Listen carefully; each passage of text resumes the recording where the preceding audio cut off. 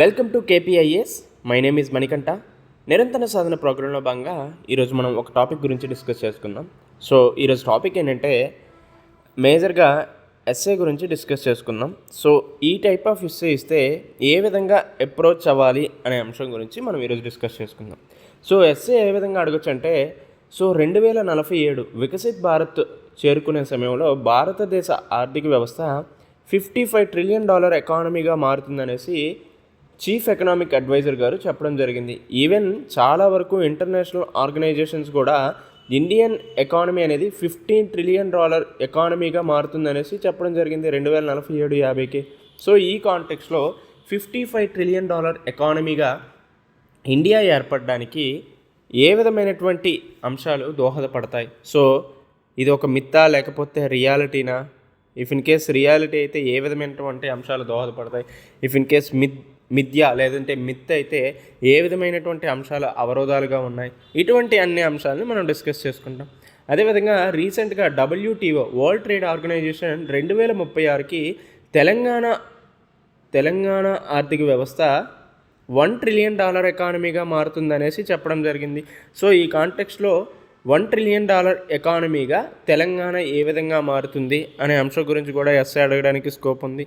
అదేవిధంగా రీసెంట్గా vision Andhra Viksit భారత్ని base చేసుకొని ఒక డాక్యుమెంట్ని కూడా రిలీజ్ చేయడం జరిగింది. ఏంటంటే 2047కి $2 ట్రిలియన్ ఎకానమీగా ఆంధ్రప్రదేశ్ మారుతుంది, అదే విజన్ ఆంధ్రాగా చెప్పడం జరిగింది. సో ఈ కాంటెక్స్లో ఈ 3 అంశాలు ఇఫ్ ఇన్ కేస్ మనకి ఎగ్జామ్ పర్స్పెక్టివ్లో ఇస్తే దాన్ని ఏ విధంగా అడ్రస్ చేయొచ్చు అనే అంశం గురించి ఈరోజు మేజర్గా డిస్కస్ చేసుకుంటాం. So if in case already మనం దీని మీద $5 ట్రిలియన్ ఎకానమీగా భారతదేశం ఏ విధంగా ఏర్పడుతుంది దానికి సంబంధించినటువంటి అంశాలన్నిటి మీద కూడా మనం ఎస్ఏ చేయడం జరిగింది. దానికి సంబంధిత వీడియో కూడా మన యూట్యూబ్ ఛానల్లో ఉంది. ఇఫ్ ఇన్ కేస్ ఎవరైనా చూడకపోతే దీన్ని చూడండి. ఇఫ్ ఇన్ కేస్ ఇది చూసారంటే మోస్ట్లీ ఏ కాంటెక్స్ట్లో మనం ఈ అంశాలని అటాచ్ చేస్తూ రాయొచ్చు అనేది అర్థమవుతుంది, రైట్? ఇకపోతే దీన్ని ఏ విధంగా అప్రోచ్ అవ్వాలి? So if in case $55 trillion ఎకానమీగా ఇండియా ఏ విధంగా మారుతుందని, లేకపోతే $1 ట్రిలియన్ ఎకానమీగా తెలంగాణ ఏ విధంగా మారుతుందని, లేకపోతే విజన్ ఆంధ్ర 2047కి $2 ట్రిలియన్ ఎకానమీగా ఏ విధంగా మారుతుంది, దాన్ని ఏ విధంగా మనం ఎస్ఏలో అప్రోచ్ అవ్వాలి అనే అంశాన్ని చూస్తే, సో మేజర్గా ఏన్షియంట్ కాలం నుంచి అంటే ప్రాచీన కాలం నుంచి ప్రస్తుత కాలంకి భారతదేశ ఆర్థిక వ్యవస్థ ఏ విధంగా మారుతూ వస్తుంది అనే అంశాన్ని పరిశీలించవచ్చు. The evaluation of Indian economy అనే అంశం గురించి మనం ఇంట్రడక్షన్లో చెప్పొచ్చు. ఫర్ ఎగ్జాంపుల్ ఏన్షియంట్ కాలంలో అంటే సో ఫస్ట్ మనందరికీ తెలిసింది హరప్పా సివిలైజేషన్స్. హరప్పా నాగరికతలో చాలా వరకు మనం సెల్ఫ్ సఫిషియెంట్గా ఉన్నామని మనందరికీ తెలుసు, రైట్? సెల్ఫ్ సఫిషియెంట్గా ఉన్నాం. తర్వాత ఆర్యన్ సివిలైజేషన్లో కూడా మనం చాలా వరకు సెల్ఫ్ సఫిషియెంట్గా ఉన్నాం. ఈవెన్ గుప్తాస్ అవ్వచ్చు, మౌర్యన్ కాలంలో కూడా చాలా వరకు భారతదేశం సెల్ఫ్ సఫిషియెంట్ ఎకానమీగా ఉన్నది. ఈవెన్ చాలా వరకు దేశాలతో కూడా ఎక్స్పోర్ట్స్ ఇంపోర్ట్స్ ఫారెన్ ట్రేడ్ కూడా నడిచేది. సో ఈ విధమైనటువంటి ఆర్థిక వ్యవస్థ అనేది ఏన్షియంట్ ప్రాచీన కాలంలో ఉంది.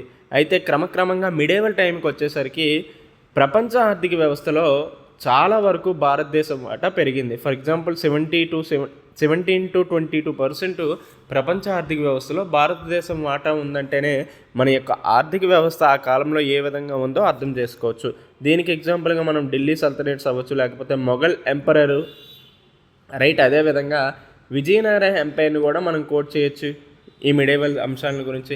ఆ తర్వాత సామ్రాజ్యవాద విస్తరణ, బ్రిటిష్ ఎంపైర్ భారతదేశంలోకి రావటం వల్ల 17 to 22% ఉన్న భారత ఆర్థిక వ్యవస్థ ప్రపంచంలో అది క్రమంగా తగ్గిపోయి దాదాపు 1.5 to 2%కి తగ్గింది. సో ఈ విధంగా మన యొక్క ఎకానమీ అనేది ఎవాల్యుయేషన్ చెందుతూ వచ్చింది. ఆ తర్వాత బ్రిటిషర్స్ వెళ్ళిపోయినప్పటికీ కూడా పోస్ట్ ఇండిపెండెన్స్లో కూడా చాలా వరకు భారతదేశం ఇంపోర్ట్స్ మీదే ఎక్కువగా డిపెండ్ అయ్యేది. సో 1965 వరకు కూడా PL 480 అనే వంగడాల మీదే చాలా వరకు ఎక్కువగా బేస్ అయ్యేది ఫుడ్ గ్రెయిన్స్ ప్రొడక్షన్కి సంబంధించి. ఆ తర్వాత ఎప్పుడైతే 1966లో గ్రీన్ రెవల్యూషన్ వచ్చిందో అప్పటి నుంచి కూడా భారతదేశ వ్యవసాయ రంగం సెల్ఫ్ డిపెండెంట్ నుంచి సెల్ఫ్ సఫిషియెంట్గా మారడం జరిగింది. ఆ తర్వాత 1991లో BOP క్రైసిస్ రావడం, భారతదేశ ఆర్థిక వ్యవస్థ మళ్ళీ దిగజారిపోవడం, ఆ తర్వాత LPG reforms, liberalisation, privatisation, globalisation reforms తీసుకురావడం వల్ల మళ్ళీ మన యొక్క గ్రోత్ అనేది పెరుగుతూ వచ్చింది. ఆ తర్వాత మేజర్గా 2014 ఎప్పుడైతే NDA గవర్నమెంట్ వచ్చిందో అప్పటి నుంచి మన యొక్క ఎకానమీ పెరుగుతూ వచ్చిందని మనకి చాలా ఎకనామిక్ సర్వేలో చెప్పడం జరిగింది. సో ఈ విధంగా 2014 నుంచి 2024 వరకు భారతదేశ ఆర్థిక వ్యవస్థ ఏ విధంగా అభివృద్ధి చెందుతూ వచ్చింది అనే అంశాన్ని మనం ఇంట్రొడక్షన్లో చెప్పొచ్చు. ఇఫ్ ఇన్ కేస్ ఎక్కడైనా అంశాలను కోట్ చేసినా చాలా వరకు బాగుంటుంది. అంటే ఎవాల్యుయేషన్ అనేది ఏ విధంగా జరిగింది, పరిణామ క్రమం భారత ఆర్థిక వ్యవస్థ ఏ విధంగా ఉంది అని మనం చెప్పుకోవచ్చు. ఇఫ్ ఇన్ కేస్ ఏపీకి రిలేటెడ్ లేదంటే తెలంగాణ రిలేటెడ్ మనం చెప్పాలనుకుంటే 1953 ఎప్పుడైతే ఈవెన్ మనం 1913లో ఆంధ్ర మహాసభలు ఏర్పడ్డాయి. సో బ్రిటిష్ ఆధీనంలోకి ఈ కోస్తాంధ్ర ప్రాంతాలు వెళ్ళడం, తర్వాత ఈ కోస్తాంధ్ర ప్రాంతం మద్రాస్ ప్రావిన్స్లో కలపడం వల్ల చాలా వరకు ఆంధ్ర ఎకానమీ అనేది కూడా దెబ్బతిన్నది. సో దీనివల్ల అన్ఎంప్లాయ్మెంట్ అవ్వచ్చు, వ్యవసాయ పరంగా అవ్వచ్చు, ఉద్యోగాల పరంగా చాలా వరకు వెనకబడి ఉన్నారు ఆంధ్ర ప్రాంతంలో. సో ఆ తర్వాత 1953లో అమరజీవి పొట్టి శ్రీరాములు గారి మరణం తర్వాత ఆంధ్ర రాష్ట్రం ఏర్పడింది. సో ఈ విధంగా ఆంధ్ర రాష్ట్రం నుంచి 2014 వరకు ఆంధ్రప్రదేశ్ ఎకానమీ ఏ విధంగా ఉందనేసి మనం ఎవాల్యుయేషన్ చెప్పొచ్చు. ఇఫ్ ఇన్ కేస్ అలా కాకుండా తెలంగాణ రిలేటెడ్ అడిగితే చాలా వరకు ఆంధ్ర నుంచి ఈ హైదరాబాద్ అనే ప్రాంతం రెండూ కలవడం వల్ల ఆంధ్రప్రదేశ్ అనే ప్రాంతంగా ఏర్పడింది. సో ఈ విధంగా ఆంధ్రప్రదేశ్ అనేది ఎప్పుడైతే ఏర్పడిందో అప్పటి నుంచి కూడా తెలంగాణ ఎకానమీ అనేది డౌన్గ్రేడ్ అయిపోతూ జరిగింది. సో తెలంగాణ ప్రాంతం అభివృద్ధికి నోచుకోలేదు. ఈ విధంగా ప్రాంతీయ అసమానతలు అనేవి పెరిగాయి. సో ఏ విధంగా ఎవాల్యుయేషన్ అవుతూ చెందింది. ఆ తర్వాత 2014లో తెలంగాణ ప్రత్యేక రాష్ట్రం ఏర్పడడం, 2014 నుంచి 2024 వరకు ఏ విధంగా డెవలప్ అయింది. సో ఈ విధంగా చూసుకుంటే దాదాపు ప్రపంచ జాతీయ ఆర్థిక వ్యవస్థలోనే తెలంగాణ యొక్క పర్ క్యాపిటల్ ఇన్కమ్ 3.47 lakh ఉంది. సో ఈ విధంగా ఎవాల్యుయేషన్ అవుతూ చెందిందనేసి మనం ఇంట్రొడక్షన్లో పెట్టవచ్చు. ఆ తర్వాత ఒక్కొక్క దాంట్లో ఇండియా అవ్వచ్చు, లేదంటే తెలంగాణ అవ్వచ్చు, లేదంటే ఏపీ సెక్టోరల్ కాంట్రిబ్యూషన్ రంగాల వారీగా ఏ విధంగా జీడిపికి అవ్వచ్చు, జిఎస్డిపికి వాటా ఉంది అనే అంశాన్ని చూసుకోవచ్చు. ఫర్ ఎగ్జాంపుల్ వ్యవసాయ రంగం వాటా అవ్వచ్చు, పారిశ్రామిక రంగం వాటా అవ్వచ్చు, లేదంటే సేవా రంగం వాటా ఎంతెంత ఉంది అనేసి. ఫర్ ఎగ్జాంపుల్ తెలంగాణలో అయితే సర్వీస్ సెక్టర్ యొక్క వాటా 66% ఉంది, అగ్రికల్చర్ 15 to 16% ఉంది, అదేవిధంగా ఇండస్ట్రీలో అయితే 17 to 18% ఉంది. సో ఈ విధంగా ఒక్కొక్క రంగం వాటా తెలంగాణలో అవ్వచ్చు, ఏపీలో అవ్వచ్చు, ఇండియాలో ఏ విధంగా ఉంది అనే అంశాన్ని పరిశీలించి దానికి రిలేటెడ్గా మీరు రాయండి. ఇఫ్ ఇన్ కేస్ అలా కాకుండా ఈ $55 trillion ఎకానమీ అవ్వచ్చు, $1 trillion ఎకానమీ అవ్వచ్చు, $2 trillion ఎకానమీ అని ఏదైతే అంశం ఇచ్చారో అది మిత్ అని, సో అది ఒక మిథ్యాభావం అనేసి, అంత ఛాన్స్ లేదు మన భారతదేశం అభివృద్ధి చెందడానికి అనేది ఈ విధంగా ఛాలెంజెస్ రూపంలో రాయండి. లేదు మిత్ కాదు, అది ఒక రియాలిటీ, సో వాస్తవంగా అది జరుగుతుంది అనేసి దానికి ఎగ్జాంపుల్గా ఈ అప్రోచ్లా రాయండి. స్టేపుల్ అప్రోచ్ మనం ఎప్పటి నుంచో చెప్పుకుంటున్నాం కదా, social, technological, administrative, political, legal, economic, environmental పరమైనటువంటి అంశాల గురించి. సో ఈ విధంగా ఇది ప్రజెంట్ ఛాలెంజెస్ మిత్ అనే అంశం గురించి చెప్తూ విద్య, ఆరోగ్యం, సామాజిక భద్రతల్లో చాలా వెనుకబడి ఉందంటూ చెప్పొచ్చు. సో విద్యలో చూసుకుంటే చాలా వరకు గ్రాస్ ఎన్రోల్మెంట్ రేషియో ఉన్నప్పటికీ కూడా క్వాలిటీ ఎడ్యుకేషన్, నాణ్యత విద్యను లోపిస్తుంది. ఆరోగ్యంలో చూసుకుంటే malnutrition, stunting, wasting, IMR, MMR ఇప్పటికీ కూడా భారతదేశంలో చాలా వరకు ఇది అవుతున్నాయి. పర్టికులర్గా కమ్యూనికబుల్ డిసీజెస్ అవ్వచ్చు, నాన్ కమ్యూనికబుల్ డిసీజెస్ అవ్వచ్చు, ఇవి చాలా వరకు పెరుగుతున్నాయి. అదేవిధంగా సామాజిక భద్రత తీసుకుంటే చాలా వరకు భారతదేశంలో అనార్గనైజ్డ్ సెక్టర్ ఉండడం, అవ్యవస్థీకృత రంగం ఉండటం వల్ల చాలా వరకు సామాజిక భద్రత, పెన్షన్ సౌకర్యాలు కల్పించలేకపోతున్నాం. ఇది మాత్రమే కాకుండా టెక్నాలజీ పరంగా చూసుకుంటే టెక్నాలజీ అందరికీ అందుబాటులో ఉండట్లేదని, అనుసంధానత కూడా లేకపోవడం, గోప్యతాపరమైనటువంటి హక్కుల ఉల్లంఘన జరగడం, డిజిటల్ నిరక్షరాస్యత భారతదేశంలో ఎక్కువగా ఉండడం, ఈవెన్ డిజిటల్ అక్షరాస్యత ఉన్నప్పటికీ కూడా రూరల్ అర్బన్ డివైడ్ ఉండడం, మేల్ ఫీమేల్ డివిజన్ కూడా చాలా వరకు ఉంది. ఈ విధంగా టెక్నాలజికల్ పరమైనటువంటి అంశాలు చెప్తూ మనం ఈవెన్ కొన్ని ఇండెక్సెస్ కూడా రాయొచ్చు. For example human development index, మానవ అభివృద్ధి సూచి గురించి, లేకపోతే గ్లోబల్ హంగర్ ఇండెక్స్, ఆకలి సూచి గురించి, లేకపోతే global gender gap report, world economic forum release చేసిన గ్లోబల్ జెండర్ గ్యాప్ రిపోర్ట్లో భారతదేశం యొక్క పురోగతి లేకపోతే రిగ్రెసివ్గా ఉండడం జరిగింది. సో 127 ర్యాంక్ నుంచి 129th ర్యాంక్కి పడిపోవడం జరిగింది. ఈ విధంగా భారతదేశంలో చాలా వరకు ఆదాయ అసమానతలే కాదు, లింగ అసమానతలు కూడా ఉన్నాయని చెప్పొచ్చు. ఇఫ్ ఇన్ కేస్ అడ్మినిస్ట్రేటివ్ పరంగా ఉన్నటువంటి అంశాలు చూసుకుంటే డిపార్ట్మెంట్ల మధ్య సహకారం అనేది సరిగ్గా లేకపోవడం, సంస్థల యొక్క పనితీరు లేకపోవడం, ఫర్ ఎగ్జాంపుల్ లోక్పాల్ అవ్వచ్చు, సిఐసి అవ్వచ్చు, ఈ విధమైనటువంటి సంస్థలు ఏవైతే ఉన్నాయో వాటి యొక్క పనితీరు కూడా చాలా పేలవంగా ఉందనేసి, పథకాలు తీసుకొచ్చినప్పటికీ కూడా దాని యొక్క అమలు అనేది అంతంత మాత్రంగా ఉందని చెప్తూ దానికి ఎగ్జాంపుల్గా ఎంజీ నరేగా ఇటువంటి పథకాలను సూచించవచ్చు. పొలిటికల్ పరంగా చూసుకుంటే పొలిటికల్లో ప్రాతినిధ్యం తక్కువగా ఉంది. చట్టాలు వచ్చినప్పటికీ కూడా చట్టాల యొక్క అమలు చాలా పేలవంగా ఉంది. ఫర్ ఎగ్జాంపుల్ ఉమెన్ రిప్రజెంటేషన్ అనేది ఇప్పటికీ కూడా పార్లమెంటు, ఇటు స్టేట్ లెజిస్లేటివ్ అసెంబ్లీలు చాలా వరకు తక్కువగా ఉందని చెప్పండి. అదేవిధంగా పొలిటికల్ పరంగా చూసుకుంటే చట్టాలు ఏవైతే ఉన్నాయో అవి చాలా తీసుకొచ్చినప్పటికీ ఈవెన్ పోక్సో చట్టం అవ్వచ్చు, లేకపోతే పడి ప్రదేశాల్లో మహిళలకు రక్షణ కల్పించే చట్టం అవ్వచ్చు, డౌరీ ప్రొహిబిషన్ యాక్ట్ అవ్వచ్చు, నిర్భయ యాక్ట్, ఇటువంటి ఎన్ని చట్టాలు తీసుకొస్తున్నప్పటికీ కూడా భారతదేశంలో అత్యాచారాలు పెరుగుతూనే ఉన్నాయి, గృహహింస పెరుగుతూనే ఉన్నాయి, చైల్డ్ లేబర్, చైల్డ్ మ్యారేజెస్ వంటి వ్యవస్థలన్నీ కూడా ఈ నేటికి కూడా ఉన్నాయంటే మన యొక్క చట్టాలు అమలు తీరు ఏ విధంగా ఉందో అర్థం చేసుకోవచ్చు. అదేవిధంగా లీగల్ పరంగా చూసుకుంటే రాజ్యాంగ నిబంధనలు, చట్టాలు ఎన్ని ఉన్నప్పటికీ కూడా దాని యొక్క అమలు తీరు సరైనటువంటిది లేదు. అదేవిధంగా ఎకానమీ పరంగా చూసుకుంటే భారతదేశంలో పేదరికం, నిరుద్యోగం, నైపుణ్యత, అంతర్జాతీయ సమస్యలు కూడా వెంటాడుతూ ఉన్నాయి. సో ఈ విధంగా చూసుకుంటే ఈ $55 ట్రిలియన్ ఎకానమీ అవ్వచ్చు, $1 ట్రిలియన్ ఎకానమీ అవ్వచ్చు, లేదంటే $2 ట్రిలియన్ ఎకానమీగా ఆంధ్రప్రదేశ్ ఆర్థిక వ్యవస్థ ఏర్పడుతుంది అంటే అది ఒక మిత్గా చెప్పుకోవచ్చు. సో రియాలిటీ పరంగా లేదని చెప్పచ్చు. అయితే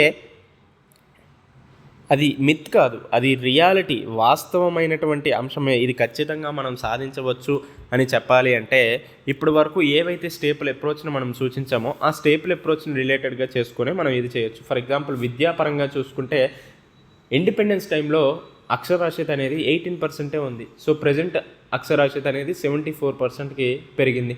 ఇదే కాకుండా కేరళలో 100% అక్షరాస్యత ఏర్పడుతుంది. ఈ విధంగా సౌత్ ఇండియన్ స్టేట్స్లో చాలా వరకు లిటరసీ రేట్ అనేది ఇటీవల కాలంలో పెరుగుతూ ఉంది. సో ఈ విధంగా చూసుకుంటే ఈ డెమోగ్రఫిక్ డివిడెండ్ అవ్వచ్చు, స్కిల్ డెవలప్మెంట్ వల్ల భారతదేశ ఆర్థిక వ్యవస్థ, తెలంగాణ ఆర్థిక వ్యవస్థ, ఆంధ్రప్రదేశ్ ఆర్థిక వ్యవస్థ ముందుకు వెళ్తుందని చెప్పడంలో సందేహం లేదని చెప్పొచ్చు కదా.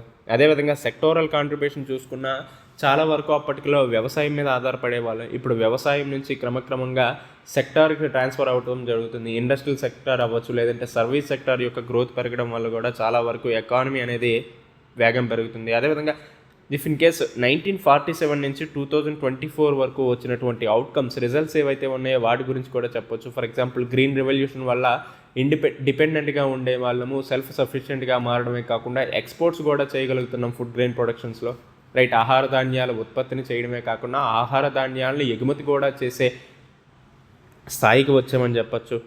సో ఇది మాత్రమే కాకుండా ఎల్పిజి రిఫార్మ్స్ ద్వారా గ్రోత్ కూడా పెరిగింది. సో ఇంతకు ముందు వరకు కూడా సింగిల్ డిజిట్ గ్రోత్ ఉంటే ఎప్పుడైతే ఎల్పిజి రిఫార్మ్స్ వచ్చిందో ఆ తర్వాత నుంచి డబుల్ డిజిట్ గ్రోత్ అయ్యిందని చెప్పచ్చు, రైట్. ఈ విధంగా స్టేపుల్ అప్రోచ్ను అనుసరిస్తూ మనం చెప్పచ్చు, రైట్.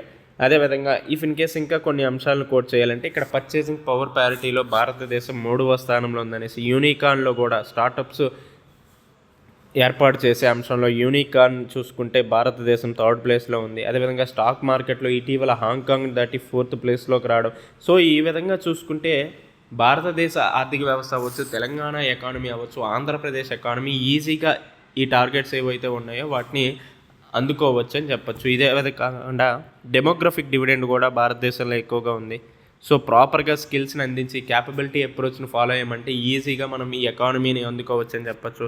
అయితే దీనికి సంబంధించి కీ డ్రైవర్స్ ఏ ఉన్నాయి, ఎకానమీని ముందుకు నడిపించడానికి కీ డ్రైవర్స్ ఏ ఉన్నాయంటే సో ప్రధానంగా ఇండస్ట్రియల్ రెవల్యూషన్ 4.0, సో ఈ పారిశ్రామిక విప్లవం 4.4 ఏ అంశాలు అయితే ఉన్నాయో వాటి అంశాలన్నింటినీ గురించి కూడా డిస్కస్ చేయొచ్చు. For example emerging technologies like artificial intelligence, లేకపోతే internet of things, machine learning, deep learning, chat GPT, ఇటువంటి అంశాల ద్వారా కూడా మనం ముందుకు వెళ్ళొచ్చు అని చెప్పచ్చు. లేదంటే పునరుత్పాదక ఇంధన వనరుల వినియోగం, రెన్యూబుల్ ఎనర్జీ, వాటిని కూడా యూసేజ్ చేస్తే చాలా వరకు ఎనర్జీ పావర్టీ తగ్గుతుంది. ప్రస్తుతం ఉన్న ఎనర్జీ డిమాండ్స్ను కూడా అందుకోవచ్చు, రైట్. ఇది మాత్రమే కాకుండా వ్యవసాయంలో యంత్రీకరణ, మెకనైజేషన్ తీసుకురావడం వల్ల మన యొక్క ఫార్మర్స్ ఇన్కమ్ ఏదైతే ఉందో దాన్ని డబుల్ చేయవచ్చు. సో రైతుల ఆదాయం రెట్టింపు చేయవచ్చు. అదేవిధంగా వ్యవసాయంలో యువతను కూడా ఈ టైప్ ఆఫ్ టెక్నాలజీ ద్వారా ఆకర్షించవచ్చు. సో క్లైమేట్ స్మార్ట్ అగ్రికల్చర్, లేకపోతే ప్రెసిషన్ అగ్రికల్చర్, అది కాకపోతే zero budget natural farming, organic farming వంటి వ్యవస్థలను తీసుకురావడం వల్ల యువతను కూడా ఇందులోకి ఆకర్షించవచ్చు. సో ఎప్పుడైతే యువతను ఆకర్షిస్తామో అక్కడ ఖచ్చితంగా ఇన్నోవేషన్ అనేది పెరుగుతుంది. సో సృజనాత్మకతకి ఎక్కడైతే చోటు ఉంటుందో అక్కడ ఖచ్చితంగా అభివృద్ధి అనేది సాధించవచ్చు. సో ఈ విధంగా వ్యవసాయంలో కూడా మార్పులు తీసుకురావడం వల్ల అభివృద్ధి చెందుతుందని చెప్పచ్చు. అదేవిధంగా మౌలిక వస్తువుల పునరుద్ధరణ అవ్వచ్చు, మౌలిక వస్తువుల సదుపాయాలను కూడా రెట్టింపు చేయాల్సిన అవసరం ఉంది. ఫర్ ఎగ్జాంపుల్ రోడ్ అవ్వచ్చు, రోడ్వేస్ అవ్వచ్చు, రైల్వేస్ అవ్వచ్చు, ఎయిర్వేస్ అవ్వచ్చు, లేకపోతే వాటర్ వేస్, ఈ అంశాలను కూడా మనం వృద్ధి చేయడం వల్ల చాలా వరకు ఎకానమీకి ఊతమిచ్చినట్టు అవుతుంది. అదేవిధంగా స్పేస్ సెక్టార్ ప్రైవేటైజేషన్స్, ఈ విధమైనటువంటి అంశాలన్నింటినీ కూడా మనం కోట్ చేయవచ్చు. ఆల్రెడీ దీనికి సంబంధించి మనం ఇందాక చెప్పుకున్నట్టే $5 ట్రిలియన్ ఎకానమీకి సంబంధించి ఈ అంశాలన్నింటినీ డీటెయిల్గా చెప్పుకున్నాం. ఇఫ్ ఇన్ కేస్ ఎవరైనా చూడకపోతే ఆ అంశాలను చూడండి. ఇవి మాత్రమే కాకుండా ఇంకా ఏ అంశాలు మనం అనుసరించడం వల్ల ముందుకు తీసుకెళ్ళవచ్చు అంటే, ఫస్ట్ China+1 స్ట్రాటజీ ఏదైతే ఉందో దాన్ని అనుసరించాలి. So most of the foreign countries అన్నీ కూడా చైనాలో పెట్టుబడులు పెట్టడం జరిగింది. అయితే ఇటీవల కాలంలో చైనాలో వాతావరణం సరిగ్గా ఉండకపోవడం, అమెరికాకి చైనాకి రిలేషన్స్ దెబ్బతినడం, అదేవిధంగా చైనా రష్యాకి లేకపోతే ఇరాన్కి దగ్గరగా ఉండటం వల్ల చాలా దేశాలు చైనా కాకుండా ఆల్టర్నేటివ్గా వాళ్ళ యొక్క పెట్టుబడులు పెట్టాలని చూస్తున్నాయి. సో ఈ విధంగా ఈ China+1 స్ట్రాటజీ ఏదైతే ఉందో దాన్ని అందుకోవడం వల్ల భారతదేశంలో ఫారిన్ డైరెక్ట్ ఇన్వెస్ట్మెంట్స్ పెరగడం వల్ల ఉద్యోగ కల్పన అవ్వచ్చు, లేదంటే వృద్ధి కూడా పెరుగుతుందని చెప్పొచ్చు. ఇది మాత్రమే కాకుండా ఈజ్ ఆఫ్ డూయింగ్ బిజినెస్ రిలేటెడ్గా అనేక సంస్కరణలు తీసుకురావాల్సిన అవసరం ఉంది. అదే మాత్రమే కాకుండా సెల్ఫ్ సఫిషియెంట్ ఎకానమీ, ఆత్మనిర్భర్ భారత్గా ఎదగాల్సిన అవసరం ఉంది.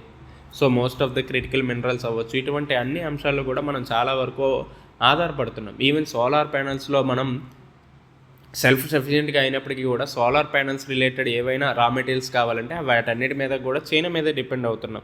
సో ఈ విధంగా మిగతా అన్ని అంశాల్లో కూడా సెల్ఫ్ సఫిషియెంట్గా మారాల్సిన అవసరం ఉంది. ఇది మాత్రమే కాకుండా ప్రాపర్గా స్కిల్స్ అందించడం వల్ల డెమోగ్రఫిక్ డివిడెండ్ని కూడా సరిగ్గా వినియోగించవచ్చు. అదేవిధంగా సోషల్ ఎకనామిక్ ఇన్ఫ్రాస్ట్రక్చర్ని కూడా అభివృద్ధి చేయాలి. సో మోస్ట్లీ ఎకనామిక్ ఇన్ఫ్రాస్ట్రక్చర్నే కాకుండా ఆర్థికపరమైనటువంటి మౌలిక సదుపాయాల వృద్ధే కాకుండా సామాజిక మౌలిక సదుపాయాల వృద్ధి కూడా సాధించాలి. సో ఫర్ ఎగ్జాంపుల్ విద్య, వైద్యం ఇటువంటి అంశాల్లో కూడా పురోగతి సాధించాల్సిన అవసరం ఉంది. అదేవిధంగా జెండర్ ఈక్వాలిటీని తీసుకురావాలి. సో లాస్ట్గా సస్టైనబుల్ డెవలప్మెంట్ గోల్స్ ఏవైతే ఉన్నాయో వాటికి రిలేటెడ్గా అన్ని అభివృద్ధి తీసుకొస్తే ఖచ్చితంగా మనం $55 ట్రిలియన్ ఎకానమీగా ఈజీగా మారచ్చు అని చెప్పొచ్చు. సో ఈ విధంగా ఏం చెయ్యాలి అనే అంశాన్ని చూస్తే ఇవే కాకుండా ఇంకా ఎక్కువగా చేయొచ్చు. ఇఫ్ ఇన్ కేస్ మీకు ఏమైనా గుర్తొస్తే వాటిని కామెంట్స్ చేయండి. సో దీనికి సంబంధించి ప్రభుత్వం తీసుకొస్తున్నటువంటి మెజర్స్ కూడా ఉన్నాయి. ఇండియాలో అవ్వచ్చు, తెలంగాణలో అవ్వచ్చు, ఆంధ్రప్రదేశ్లో కూడా ఉన్నాయి. సో ఇండియాలో అయితే ప్రొడక్షన్ లింక్డ్ ఇన్సెంటివ్ స్కీమ్ అవ్వచ్చు, ప్రధానమంత్రి గతి శక్తి యోజన అవ్వచ్చు, national infrastructure pipe line, agriculture లేకపోతే ఇండస్ట్రీ, సర్వీస్ సెక్టార్కి సంబంధించినటువంటి అనేక పథకాలు తీసుకొస్తుంది. సేమ్ తెలంగాణలో కూడా ఇటువంటి పథకాలనే తీసుకొస్తుంది. ఫర్ ఎగ్జాంపుల్ ప్రస్తుతం వస్తున్న అభయాస్తం అవ్వచ్చు, లేదంటే క్యాపెక్స్ అవ్వచ్చు, రీసెంట్గా జరిగిన ఆర్టిఫిషియల్ ఇంటెలిజెన్స్కి సంబంధించినటువంటి సమావేశాలు అవ్వచ్చు, రైట్, దీనికి సంబంధించి స్కిల్ కౌన్సిల్ ఏర్పాటు, ఇటువంటి అన్ని అంశాలని మనం కోట్ చేస్తే చాలా వాల్యూ యాడెడ్ ఉంటుంది. ఈవెన్ ఆంధ్రప్రదేశ్లో కూడా ఇటువంటివే తీసుకొస్తున్నారు. ఫర్ ఎగ్జాంపుల్ సూపర్ 6 వల్ల సోషల్ ఇన్ఫ్రాస్ట్రక్చర్ని డెవలప్ చేయొచ్చు, సోషల్ ఎక్స్పెండిచర్ని ఖర్చు పెట్టడం వల్ల సోషల్ వెల్ఫేర్ని అందుకోవచ్చు. సో ఈ విధమైనటువంటి అంశాలు ఇటు తెలంగాణలోను, అటు ఆంధ్రప్రదేశ్లోను, ఇటు ఇండియాలోను కూడా మనం చూసుకుంటే ఇఫ్ ఇన్ కేస్ ఏ విధంగా ఎస్ఐ ఇచ్చినా, if in case mostly TGPSC group 1 అంటే తెలంగాణ లేకపోతే ఇండియా అడగచ్చు.